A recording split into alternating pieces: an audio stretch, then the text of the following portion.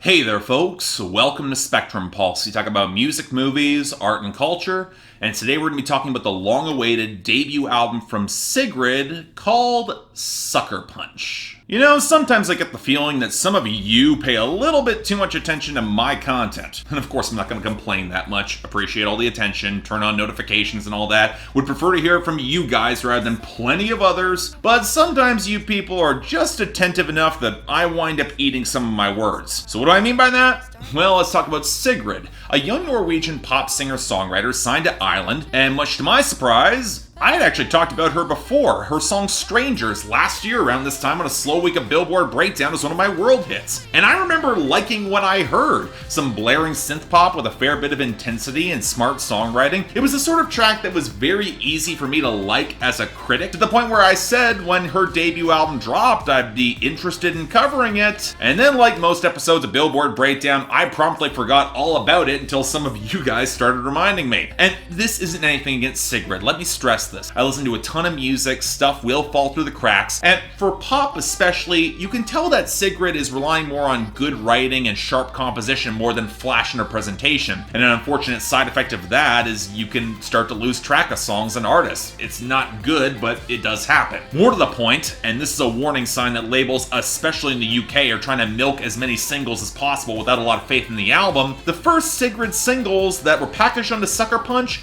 they were released as early as February of 2017. And that was concerning to me, not gonna lie. But I did say I was going to cover this, and I'm a man of my word, even as I'm still struggling to put my finger on why that Little Sims album isn't quite clicking the way it should, but that's a different conversation. So what do we get from Sucker Punch? Well, honestly, this is the sort of album that actually feels easier to talk about than I expected. Mostly because Sigrid's approach to composition and making pop music, it's refined but remarkably unpretentious. And more to the point, it actually feels big. A project that is firmly entrenched in its own humanity, but doesn't feel the need to desaturate itself in reverb or try to feel small, mostly because the emotions on display, they aren't small. And while there is a certain normalcy to Sigrid's presentation, that doesn't mean that she's not throwing three sheets to the wind across some huge synth pop melodies. In a funny way, it almost reminds me a little of Jess Glenn's first album with the old school melodic pop focus and the touches of strings and the slightly unconventional vocals, except this time around you're swapping out the more delicate piano lines for some hammering 80s synths. In other words, only ramping up the appeal for me, so yeah, I dug this a fair bit. So let's start off with Sigrid herself.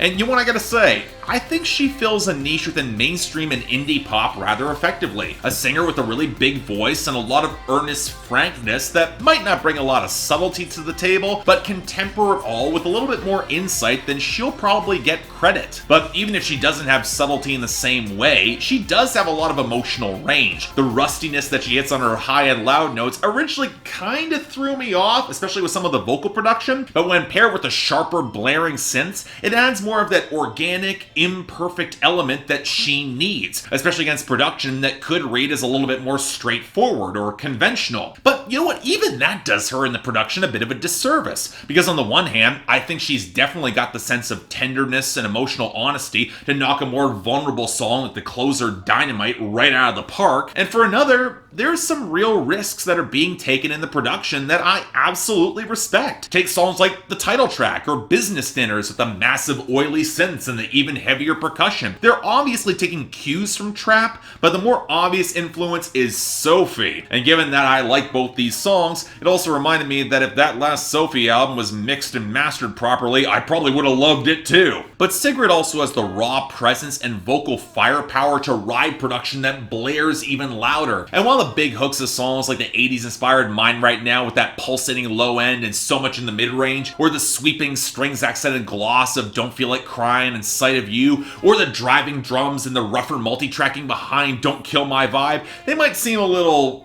basic. I also can't deny some great instincts in melodic composition, and that will help the songs actually stick around, at least for me. Now, granted, when Sigrid herself titles a song basic, and I'm kind of on the fence whether or not she's playing into self-awareness and being ironic or just kind of owning it, but there is something that I kind of respect about the populism of this project, especially when she doesn't compromise her own unique personality to get there, even if that personality might not seem on the surface to be that unique. Now, that being said, I do think think that there are a few moments where the tones and hooks just don't quite work. I like Nevermind, but it feels a little like an underwritten Churches song that doesn't really make the best use of her vocal personality, and some of the tonal choices behind Level Up and In Vain, they feel a shade too cutesy, but oddly off-kilter, with the organ in the former and the backing vocals in the latter to really mesh well. There's slower moments that don't quite stick the landing. But again, those are some minor nitpicks before we look at more of the songwriting.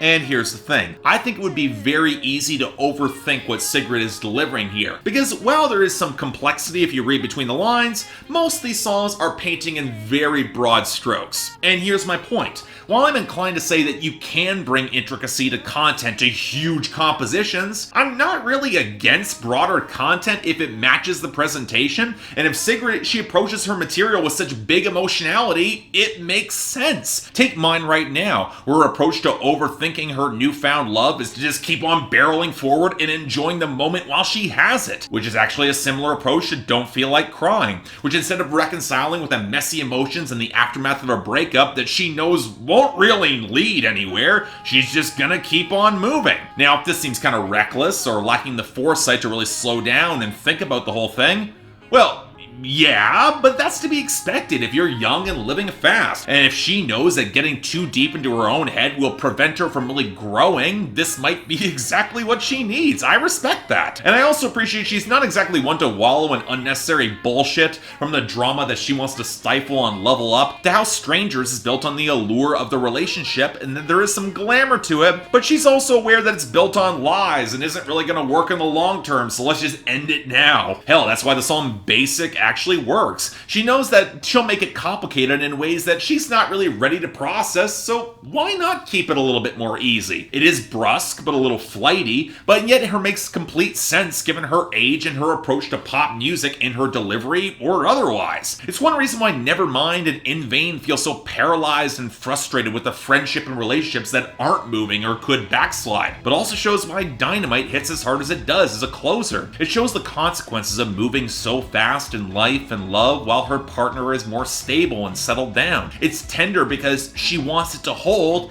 but also there's a trace of melancholy wishing that they could run that fast together, and yet there's just enough trust to maybe make it work. So you know what, to keep this short, I dig this album a fair bit, and it absolutely feels like a debut album designed to make a big splash for more of a wider audience.